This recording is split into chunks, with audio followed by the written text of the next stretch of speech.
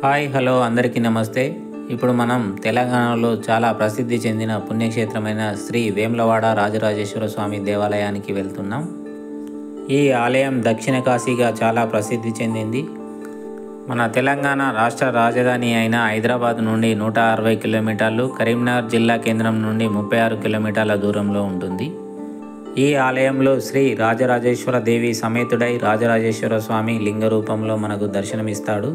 శ్రీ రాజరాజేశ్వర స్వామి ఆలయ చరిత్రలోనికి వెళ్తే, అర్జునుడి మునిమనుమడైన నరేంద్రుడు ఒక ఋషిని చంపడం వల్ల కలిగిన బ్రహ్మహత్య పాతకాన్ని వదిలించుకోవడానికి దేశాటన చేస్తూ ఇక్కడికి చేరుకోవడం జరిగిందంట. ఇక్కడి ధర్మగుండంలో స్నానం చేసి జపం చేస్తున్న నరేంద్రుడికి కొలను శివలింగం దొరికిందంట.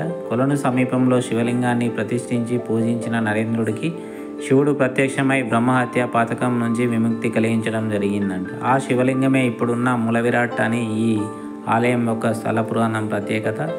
ఇప్పుడు మనకు కనిపిస్తున్న ఆలయం యొక్క ముఖద్వారం, ప్రధాన ద్వారం. ఈ ఆలయానికి రెండు వైపులా ప్రధాన ద్వారాలను కలిగి ఉంది.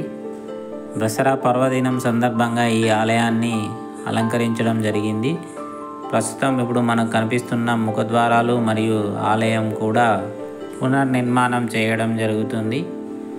త్వరలో మనం కొత్తగా నిర్మించిన ఆలయాన్ని చూస్తాం. వేములవాడ గ్రామం పశ్చిమ చాళుక్యుల కాలం నుండి ఉన్నదని ఇక్కడ లభించిన పురాతత్వ ఆధారాలను బట్టి తెలుస్తోంది.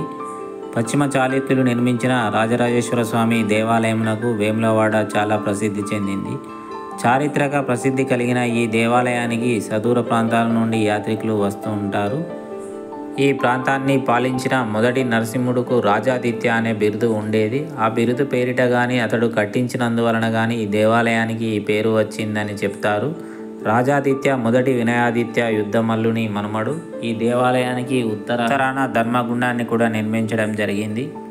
ప్రతి సంవత్సరం మహాశివరాత్రి రోజున 3 లక్షల పైగా భక్తులు దర్శించుకునే మహా గొప్ప క్షేత్రం. కాశీ, చిదంబరం, శ్రీశైలం, కేదారేశ్వరంలను పావనం చేసిన తర్వాత శివుడు వేములవాడ వేంచేశాడని పురాణాలలో కథనం చెప్తారు. ఈ ఆలయంలో స్వామివారిని శ్రీ రాజరాజేశ్వర స్వామి అని, రాజన్న అని కూడా పిలుస్తారు. మూల విరాటుకు కుడి పక్కన శ్రీ రాజరాజేశ్వరి దేవి, ఎడమ పక్కన శ్రీ లక్ష్మీ సహిత సిద్ధి వినాయక విగ్రహాలు ఉంటాయి. ధర్మగుండం కోనేటిపై 3 మండపాలు నిర్మించబడ్డాయి. మధ్య దానిపై ఈశ్వరుని విగ్రహం ప్రతిష్ఠించబడింది. ధ్యానముద్రలో ఉన్న శివుని విగ్రహం చుట్టూ 5 శివలింగాలు కూడా ఉంటాయి. భక్తులు చేసే రకరకాల పూజల్లో ప్రముఖమైనది కోడెమొక్కు. భక్తులు గిత్తను తీసుకువచ్చి గుడి చుట్టూ ప్రదక్షిణలు చేయించి ప్రాంగణంలో ఒక చోట కట్టివేస్తారు. దీని వలన భక్తుల పాపాలు తొలగిపోయి సంతాన ప్రాప్తి కలుగుతుందని చాలామంది భక్తుల యొక్క ప్రగాఢ విశ్వాసం.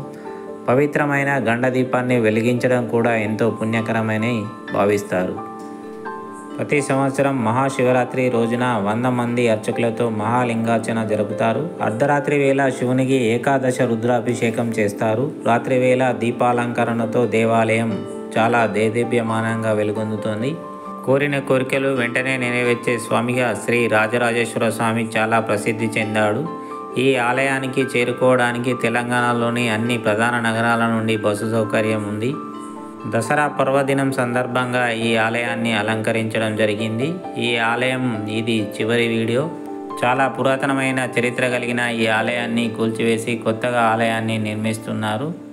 కొత్తగా నిర్మాణమయ్యే ఆలయంలో శ్రీ రాజరాజేశ్వర స్వామిని మళ్ళీ దర్శించుకుందాం.